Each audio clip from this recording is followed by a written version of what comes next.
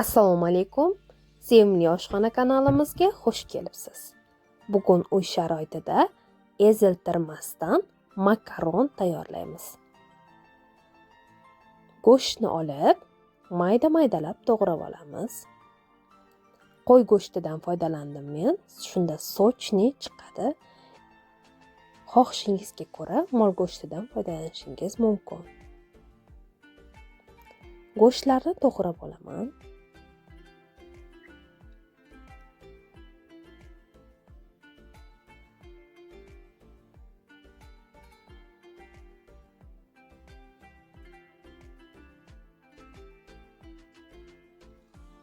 Go'shtlarni o'rtacha maydalikda to'g'rab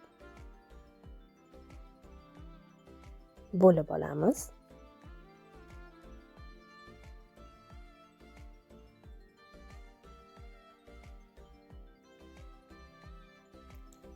Endi bir dona sabzimizni yirik tishli qirg'ichdan o'tkazib olaman.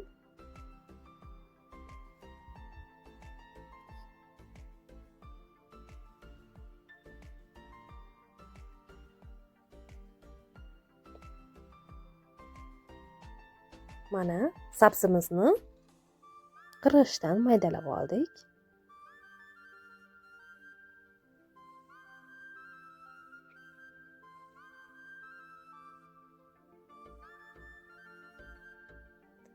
Qizib turgan yog'iga to'g'ralgan go'shtlarimizni solamiz.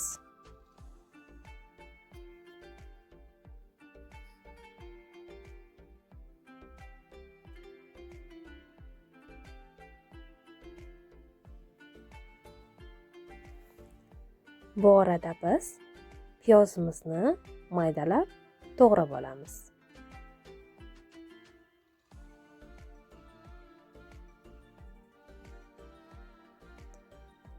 To'g'ralmagan kartoshkamiz qolgandi.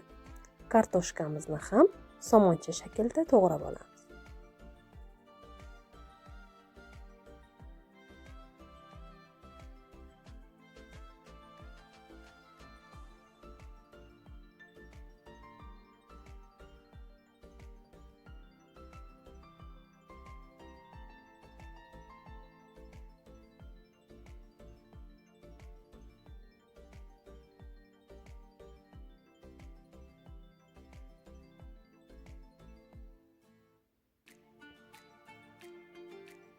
Go'shtimizdan xabar olamiz. Ya'ni o'rta olovda pishyapti go'shtlarimiz, qovurilyapti.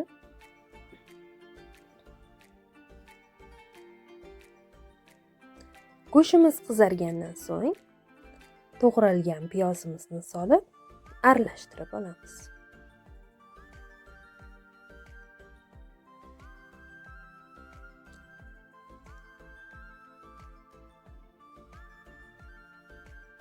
Piyozimiz ko'p qizarmasdan oldin sabzimizni solib aralashtirib olamiz. Piyozni nima uchun ko'p qizartirmaymiz? Chunki hali sabzi, kartoshka pishayotgan jarayonda o'zi normada qovurilib, norma holatda qovuriladi. Agar piyozni o'ta qizartirib tashlasak, kartoshka va sabzi pishish jarayonida piyozimiz juda ham qorayib ketishi mumkin. Bir osh qoshiq tomat pastasi qo'shdim.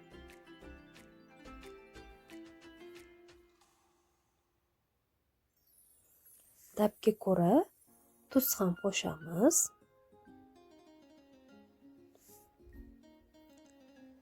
Qovurilgan masallig'imizga makaronni solib, ustidan qaynab turgan suvni qo'shib olamiz.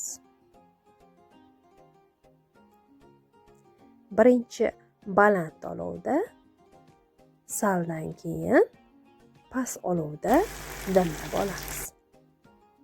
Mana makaron palov taomimiz ham tayyor.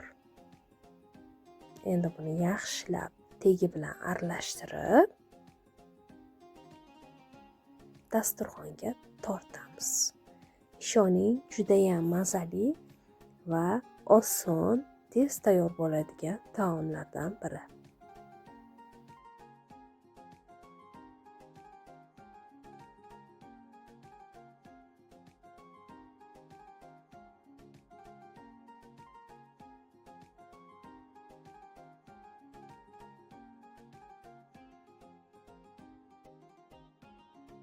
Hammaga yoqimli ishtaha. Yurakchani bosib kanalimga obuna bo'lishni unutmang.